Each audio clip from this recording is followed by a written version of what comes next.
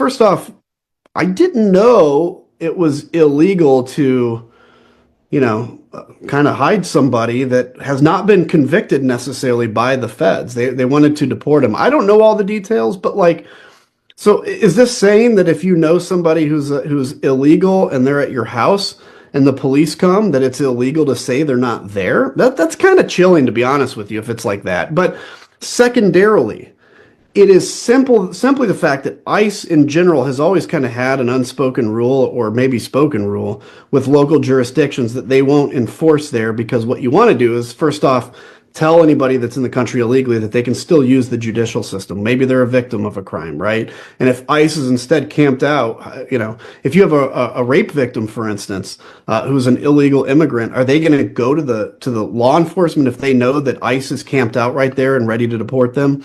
And then the other thing is, just look, I'll say this as a old school former Republican, is like, we actually used to believe in sovereignty of states. We actually used to believe that states had a certain power that the federal government didn't.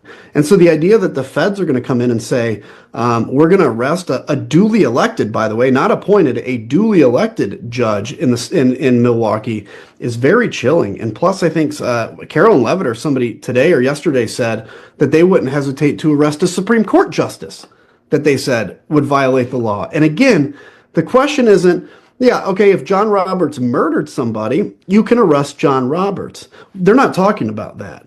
They are defining what is breaking the law and what isn't. Look, I'm called a lawbreaker. Why? Because I was on a committee that investigated January 6th. In Donald Trump's mind, I am a criminal for investigating him. So do we really want to leave them with the power to determine what a crime is and what's arrestable? That's why it's extremely chilling.